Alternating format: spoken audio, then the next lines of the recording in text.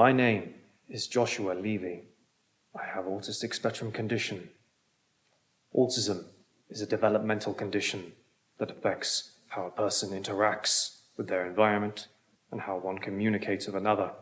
It's a lifelong condition. Throughout my life, I've received lots of specialist support. This helped me get through mainstream education. I have a considerably heightened awareness of how I am as a person with autism. In other words, I am aware of my social differences. Despite this, coping with everyday life can still be overwhelming. The way I would describe my autism is like being trapped in my own mind. There's an excess of thoughts, feelings. My mind doesn't stop, conflicting with each other every time. Maybe if you turned off once in a while, you might actually do something for a change. I imagine myself as two people in the same body. Well, I suppose we are, you autistic dimwit. Each struggling for control over one vessel. One is my rational self, the one that knows what is expected of me in the wider world. The other is my deep innermost self, the one that is saturated with envy and how frustrating everything is, that I can't attain what I truly desire. Connection.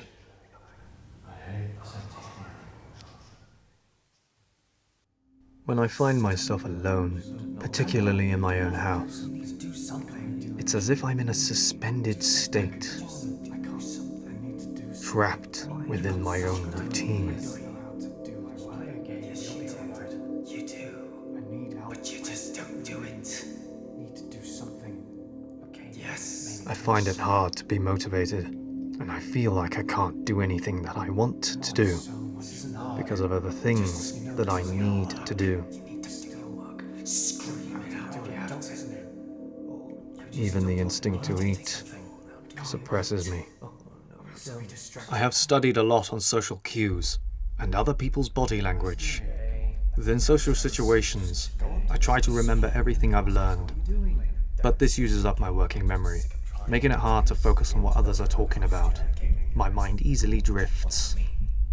I can get distracted by things like movie quotes, for instance. I find this especially frustrating when I'm trying to talk, as I struggle to get my words out. It becomes difficult to understand the expectation of others within conversations. I find it hard to understand how to go about making initial friendships, even when I want to interact with someone. I've never had a proper meaningful relationship. I'm always thinking about what others are thinking of me, so I try to blend in to be accepted socially. But at the same time, I want to be an individual. It's hard to find a balance between the two. What makes you think you need to find a balance? I'm constantly analyzing, all the time, hyper-focused. Everything around me is flooding into my mind at once. I learn and understand visually, but sounds and smells can be overwhelming to me.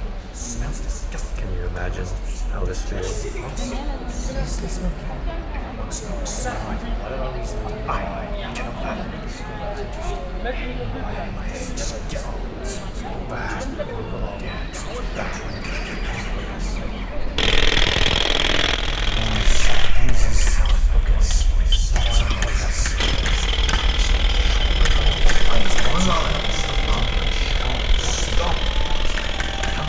You need to concentrate. It's like a swarm of extremely aggressive wasps trying to get through a small hole at once. Some of the build-up even comes from my own paranoid assumptions, external factors versus internal, as they try to blend in with each other at once. That's what happens before I have what I call a freak-out moment. Autistic experts call the phenomenon rumblings. Different environmental factors may or may not affect individuals with autism in different ways. As they say, if you've met one person with autism, Then you've met one person with autism. Factors that affect me personally are everyday actions that people do without realizing the full impact of my emotional behavior. For me, I don't like coughing. It's an extremely loud sound, very loud and very abrupt. It's the repetitive nature of coughing that really gets to me. It's something that doesn't make sense to me. I even hate it when I cough. I really hate the sound because it's every day. What makes me different from neurotypical people is how I handle my stress. It's what singles me out from everyone else. I try to find ways to compensate for my stress because most people bottle their stress up until they can find a way to eventually relieve it.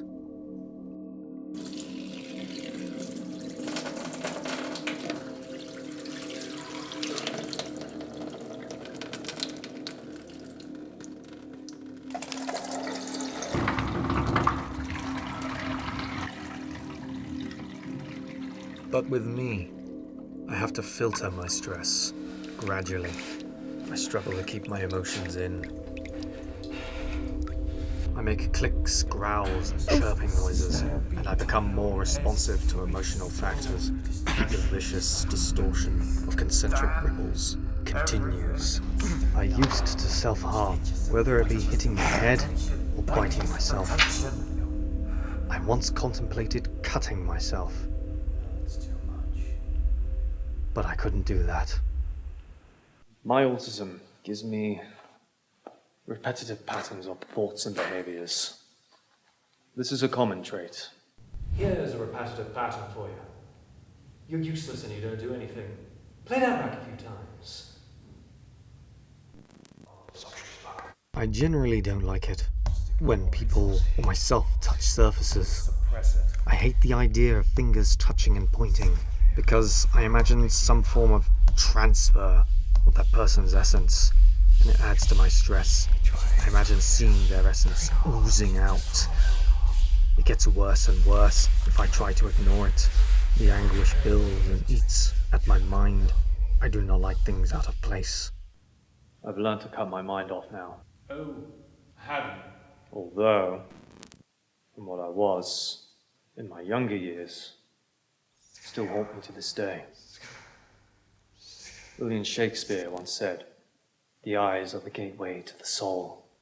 In other words, if you look into a person's eyes, you get an idea of who they are. The thing is, people with autism don't look directly into the eyes, not because of a lack of care or interest. Recent research has discovered why eye contact causes an unpleasant, excessive stimulation stemming from overactivation in particular areas of the brain. Don't want you seeing me. Many people with autism say eye contact causes them stress, discomfort. For me, looking at somebody in the eyes, it's like they can see the truth of me.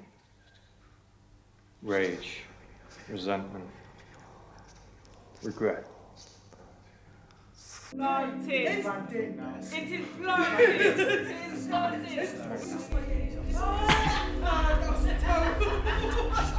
It is rare that I freak out, but when I do, it's like something else is taking control of my mind.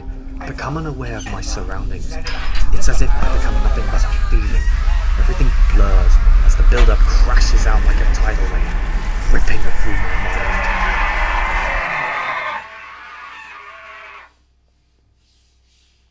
In the aftermath, I think I make people feel frightened by my reactions.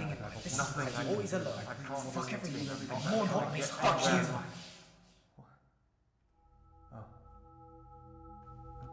People with autism can overcome their condition, even though it still lurks within.